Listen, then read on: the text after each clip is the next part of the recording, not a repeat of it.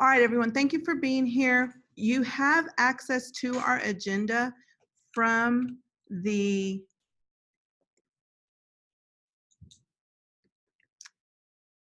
calendar invite. So if you go to the calendar invite, that's where it gives you access to the agenda.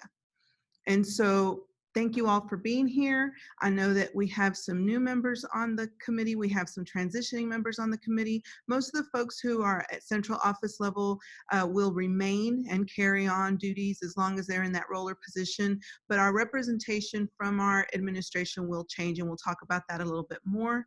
And the high school is another unique case because there we only have one high school in the district, but where we have multiple elementaries and intermediate and middle schools, we're going to do our best to get shared representation from throughout the district over time. So thank you all for being here.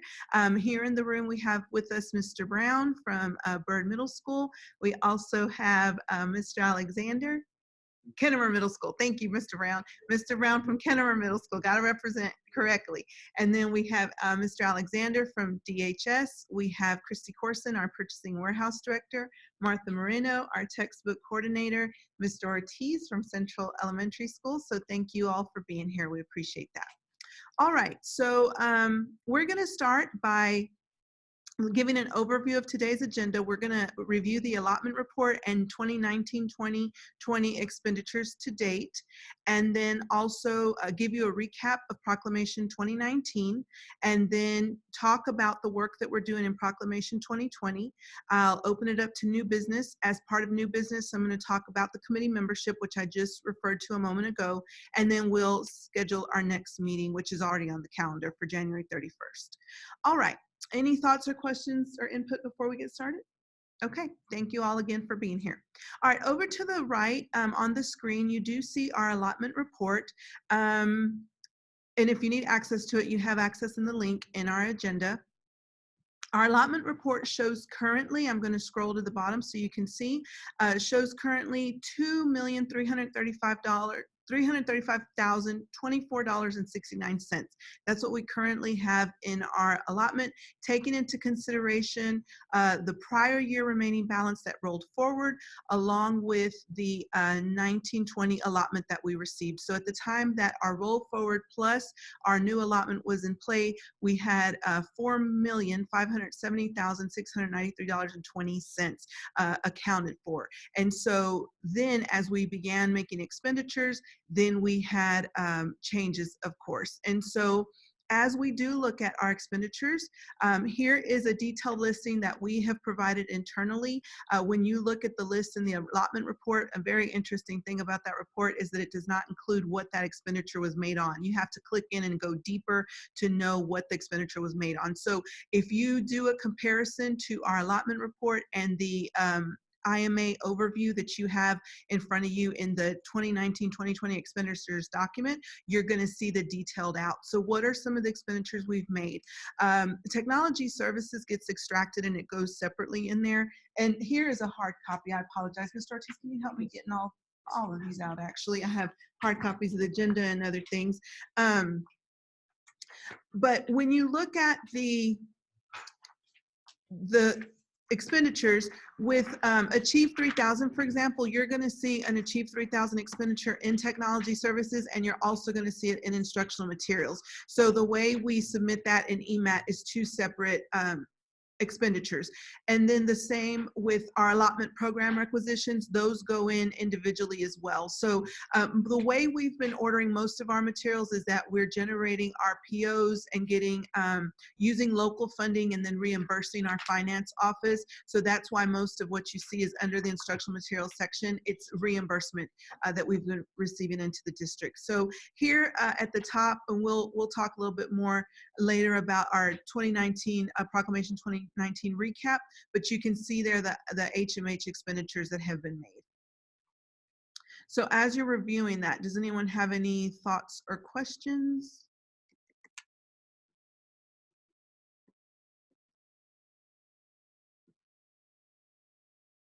Okay. All right, so as I mentioned a moment ago, we do currently have $2,335,335 $1,024.69. And so that amount of funds that we have available is what we also have available for our proclamation 2020. So as we're making purchases, we need to take that into consideration as well. So we've talked about manners in which our requests are made and funding is designated.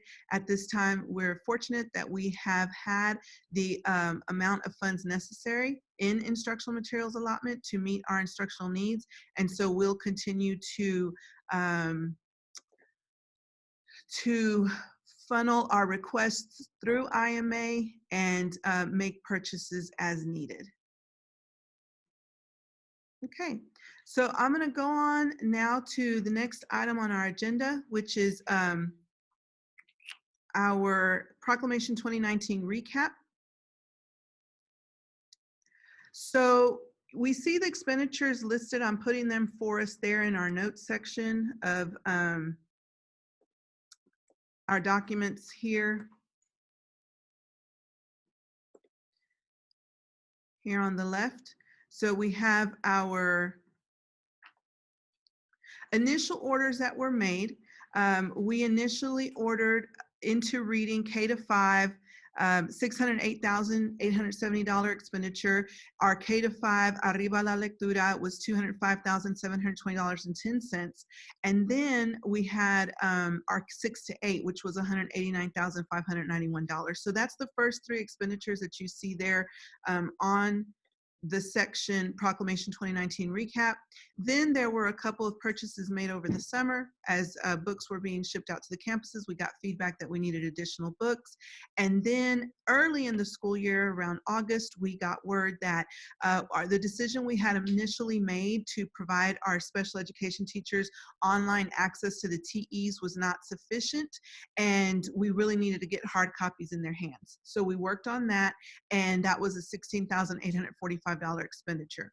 Additionally, we found in kindergarten that when we placed our initial order, we had a difference in the order that was placed for kinder into reading, which is our gen ed programming, and Arriba, which is our Spanish for bilingual programming. And so one got ordered the deluxe and one got ordered the standard, and so there were some things missing for the into reading. So what we did there was we made an additional purchase so that we could bring equity to the programming, and also as part of that, at that time, the into reading did not receive the consumable. So with this $175,000 order, $175,005.60, with this order, we were able to bring the consumable along with those supplemental resources to kindergarten. Then as that work was happening, we also discovered that there had been changes in programming at the campus. Maybe there were also some areas where orders were not placed as accurately as they should have been, which caused discrepancies, and we had to place additional orders. So with the support of our warehouse team, Martha's been awesome, and then also Aurora Cantu in CNI and the work that I've done, we got out there to the campuses, started having conversations about what are you needing. Couple people in the room were part of those meetings. And so as a result of that, we placed the orders that you see there listed for every campus at the elementary level, and then a couple of our intermediate schools as well. Then also you see our Zahner Bloser order. We do have, in addition to the orders you see there on the left, let me copy a couple more of these as well, because these additional orders were simply done in a different way in EMAT. And so let me make sure we have all of our expenditures there. So we had our Zahner Bloser order was initially $161,914.36. And then as a result of the rounds that we did to see who was needing materials, we found that there were 3 campuses that were needing either additional TEs. Acton actually needed some as well, but those were given to us complimentary, so they're not there on the expenditure list. And then Fair Meadows and Hyman, we've placed those orders as well. So as we speak, I have Martha to my left here. She's working diligently to get these orders out to the campuses. We had several orders go out over the last couple of weeks, and we're approximating anywhere from the next 2 to 3 weeks, the remaining orders will be delivered to the campuses. Okay. All right, so any feedback, questions, comments, concerns, or thoughts about the Proclamation 2019 recap? Okay, so that moves us on then to Proclamation 2020. Um, we are in progress of establishing our Proclamation 2020 subcommittee. The Proclamation 2020 core adoption team, which I'll talk about more in just a little bit, has already convened twice. And so as a result of that, we have started to put our membership list together. I will be finalizing this list in the next few days, and then on the October 28th, we're going to be notifying our members and inviting them to be a part of our team. They will receive a small stipend for the work that they do here in the next couple of months and the early part of the spring. So I'll talk to you more about the details of that piece there. But what we did is Proclamation 2020 has both ELAR 9 to 12 and ELA electives. And so when you get down to the electives, it gets very detailed as to the points of contact and who it is giving input and feedback there. So that's still work that we're doing. But for our English 1 through 4, which you see here in front of you on the left in red, that's still in draft form, those are members who we will invite to serve on the subcommittee. And so this committee, the Proclamation 2020 subcommittee is a subcommittee of the committee that's meeting here today. So our Instructional Materials Oversight Committee supports the work of the subcommittee. And so as they do their work, they will respond to giving us feedback at this level. And so we will give you more details here as we look at our PDSA. So I will move on to that piece, and that's not our PDSA. So let me come here. I'm going to go back to the root to pull that up. So we'll go into, if you're ever trying to find these documents on your own, you have a shared drive that's instructional materials. When you go in there, you have a 2019-2020 IMOC. Go in there, you have a meeting documents, October 2019, and that's where we have our PDSA. So this document, it's in a PDF format, just so that it'll reflect where we are to date as of the day that I've submitted it to the committee. And so we've done preliminary work. Martha and I attended the North Texas Textbook Coordinators Association meeting, and the week of September 23rd, we started the work of the core adoption team. The core adoption team met on September 24th and then again on October the 9th. Now, as a result, we've had conversations about several things, one of those being the committee membership list that I showed you just a moment ago. And then also, the next step is for us to determine the courses for which instructional materials will be selected and adopted, because there is a really long list that's a part of that. So we want to make sure we're specific to the courses that are being offered and that actually need an instructional material to accompany it. So one of the challenges we'll find, but I'm sure we'll be able to meet the challenge, is that several companies have not put in any books. I think when the state does it, it's called an RFP, when they call for vendors and publishers to put in to give us materials to review. Now at ELAR 9 to 12, there's plenty, but when it comes to the ELA electives, that's where we will have to go our own direction and make decisions about what materials we select, because there hasn't been much that was submitted at the state level. And so as the work continues, one of the things that's forthcoming in November is that there will be an instructional materials showcase on November the 12th. Now, in the meantime, internally, we've selected to partner with Learning List. They helped us in the work that we did last year, and they'll work with us again, and there's several steps that will take place. There will be a decision document that'll be completed. We'll start to create some rubrics and criteria lists so that when folks are going out to review materials and look at those, they'll have a guide and something to work from. And then we will conduct a needs assessment. And so when we did that last year, we did it electronically. We sent that out to the staff, and we have that lined up to happen November 4th to 7th. Now, another thing that'll happen in early November around that time is we will start a newsletter so that on a bi-weekly basis, we're sending out updates to the committee members. And so you will receive a copy of that as well, so that you'll know what's happening in that arena. And then the initial committee meeting is going to happen on November the 12th. We're going to have Learning List join us and give an overview of what Learning List is, how it can be utilized during this process, and then also set the stage for the work that's going to happen in the upcoming months. So the first thing that's going to happen is that from November 11th to December 13th, there's going to be a first round of preview of materials and presentations. I'm in the process now of collaborating with staff at Duncanville High School to make some decisions about how that will be provided. Is that something we could do during PLCs? Is that something we want to schedule separately after school?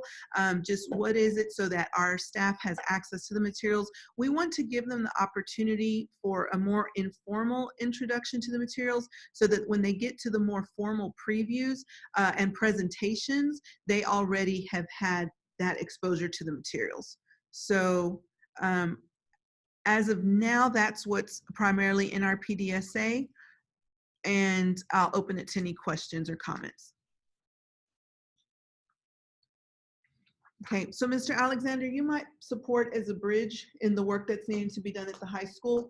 Dr. Stats is our point of contact, and so I know right now schedules, everybody's kind of going different directions, but there are some key pieces and decisions that need to be made so that we can be ready for that November 11th kickoff and then the preview of materials at the campuses. Okay, awesome. All right, and let me look at this schedule here real quick. Yeah, the initial committee meeting is going to be November 12th, and so the staff will get that information when they get their invitations on October 28th. Okay, all right, and then let's see. So the next item for us to review is the timeline, the Duncanville ISD Proclamation 2020 selection timeline. A lot of the dates that are in the PDSA have made it onto this document, but this one does also include additional details. For example, one of the primary goals that we're working toward is our February 11th final debrief and decision making. Then, so I just mentioned a minute ago, the initial meeting is going to be on November 12th. We're going to have presentations from January 6th to February 6th. That's when we'll have our public viewing of materials and our public presentations as well. And then we'll meet for that final debrief and decision on February 11th. And then the expectation and goal is that on February 17th, I'll submit the final selections to our Chief Academic Officer for review. And then we will submit that for board documentation on March 2nd in order to present at the March board meeting, March 23rd. Okay, so we're backing our work up with the goal of being ready to go in March at the board meeting. Okay, any questions, thoughts, or comments before we leave this item? All right, thank you. Okay, and then a couple of items of new business. Next time we'll have old business on there, but starting, this is our first meeting of the year. One comment, just so everyone will have some awareness, is we've reduced our IMOC meetings to quarterly. I think last year we'd started with monthly, and then when things got heavy and busy, we even met twice a month. So we're meeting every other week a couple of times. And so we believe that we'll be able to front load a lot of the information in our meetings and carry you through several months. And then as there are updates that are made, we'll convene the committee if necessary, but otherwise more of a quarterly meeting will serve our needs. Last year was the first year we were really getting established under my leadership, and so we just kind of needed that increased face time. But now we have our systems rolling and much smoother in place, and so a quarterly meeting will meet our needs. So thank you to everyone who participates. Another piece I want to mention is the committee membership, and as far as any administrator who served last year, we've appreciated your service and asked you to serve through this meeting. And then between now and January, we'll have new administrators on board. In some instances, we were able to get a new administrator on board now.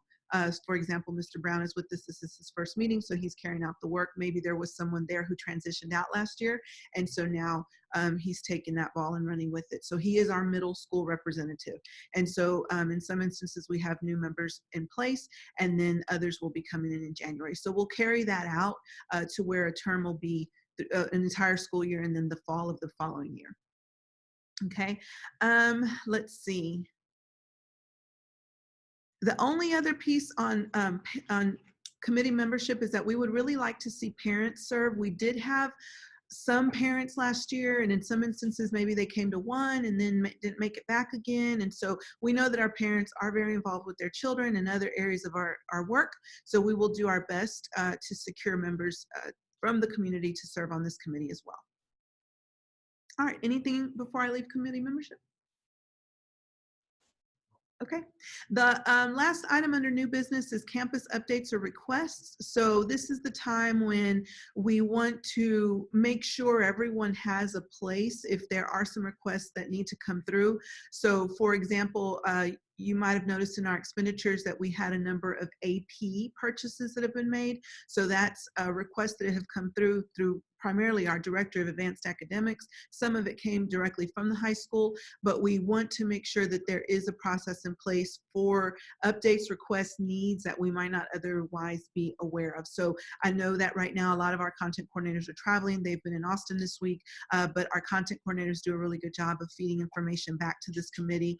And representatives who are here in the room, all of you are campus instructional materials coordinators. We'll be meeting on October 30th for just a few minutes when you come to your AP meeting in the boardroom that Mr. Copeland will be heading up. And then Christy and I and Martha will be there just to greet y'all, to get in front of you. We've been having a lot of individual conversations, but that'll be our first opportunity to see you all together. And so just know moving forward that we are working on some strengthening the processes for request of instructional materials. Okay, so is there any input right now that you know of anybody needing anything, you at your campus, any shortages? I know we dealt with a lot of that over the last few weeks, but okay, awesome. Well, that is everything on our agenda for today. Our next meeting is scheduled for January 31st. That is a Thursday, and it'll be at the same time. I do have a question. Sure. I received an email a couple weeks ago saying that there are some more HMA folks on the way. For Kennemer, that shouldn't be the case. Yeah, we'll look at it together, but that sounds like an error. Yeah. Okay, well, I see that Mr. Orozco also joined us, so thank you for being here with us. And Devin, thank you for joining us. We appreciate your input. And that's our meeting, so we'll now adjourn. Thank you so much.